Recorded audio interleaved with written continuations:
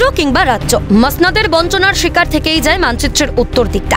ক্ষমতা পেয়েও কতটা সাধারণের কাজ করে উঠতে পারেন সাংসদেরা, সে নিয়ে ওঠে তর্ক ও বিতর্কের ঝড়। কিন্তু রাজনীতির সেই কাঁচা ছেঁড়া থেকে কিন্তু দূরেই থাকেন জলপাইগুড়ির সাংসদ ডক্টর জয়ন্ত রায়। এবারের লোকসভা নির্বাচনে হাড্ডাহাড্ডি লড়াইয়ের পর এবারও জয় ছিনিয়ে নিয়েছেন তিনি।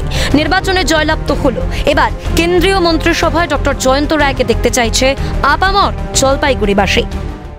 এক সময়ের বনেদি জেলা এই জলপাইগুড়ি, কিন্তু উন্নয়নের দৌড়ে ক্রমশ পিছিয়ে পড়েছে এই জেলা।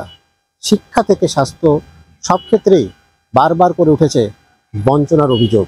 আর এই অভিযোগের প্রেক্ষিতে কিন্তু এবার দাবি উঠে আসছে কেন্দ্রীয় মন্ত্রিসভায় জায়গা পাক জলপাইগুড়ির এবারের বিজয়ী সাংসদ তথা দুবারের সাংসদ ডক্টর জয়ন্ত কুমার রায়কে কেন্দ্রীয় মন্ত্রিসভায় জায়গা দেওয়া হোক, এই দাবি উঠে আসছে জলপাইগুড়ির বিভিন্ন মহল থেকে।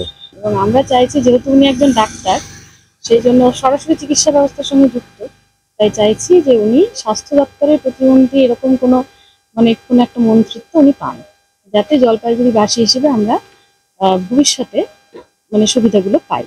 জয়ন্তবাবুর মতন বিনম্র, হয়তো দেখুন উনি ডাকাবুকা না, খুব সাংগঠনিক নয় এটা, কিন্তু উনি প্রচন্ড বিনম্র ভদ্রলোক একজন। এরকম একজন ব্যক্তি, শিক্ষিত লোক, এরকম একটা ব্যক্তি যদি মন্ত্রিত্ব পায়, অবশ্যই জলপাইগুড়ির যে আকাঙ্ক্ষা, কোনোদিনও কেন্দ্রীয় মন্ত্রী হয়নি, সেই আকাঙ্ক্ষা যেমন পূর্ণ হবে, সাথে সাথে ওনার মতন ব্যক্তি একজন নিরপেক্ষভাবে সারা দেশের সাথে সাথে সারা উত্তরবঙ্গ তথা জলপাইগুড়ি উন্নয়ন করবে। আমরা যতখানি দেখেছি উনাকে এর আগে, তাতে উনি কিন্তু এমপি হিসেবে কিন্তু চেষ্টা করেছে জলপাইগুড়ির কিছু উন্নয়ন করার জন্য। উনি রেল বলো কিংবা স্বাস্থ্য বলো উনি চেষ্টা করেছেন, কতটুকু হয়েছে অন্য কথা, কিন্তু চেষ্টা করেছেন। আমি চাই আমাদের যেটা ধারণা বা আমাদের যেটা ইচ্ছে, উনি যদি সত্যি সঠিকভাবে কোনো একটা ভালো মন্ত্রিত্ব পান, তাহলে হয়তো জলপাইগুড়ি কিছু ভালো কাজ হবে, এবং জলপাইগুড়ি তথা উত্তরবঙ্গ। সাধারণ মানুষের পাশাপাশি নিজের দলের কর্মীরাও চাইছেন কেন্দ্রের মন্ত্রিত্বের গুরুদায়িত্ব বর্তাক জয়ন্তবাবুর ওপর।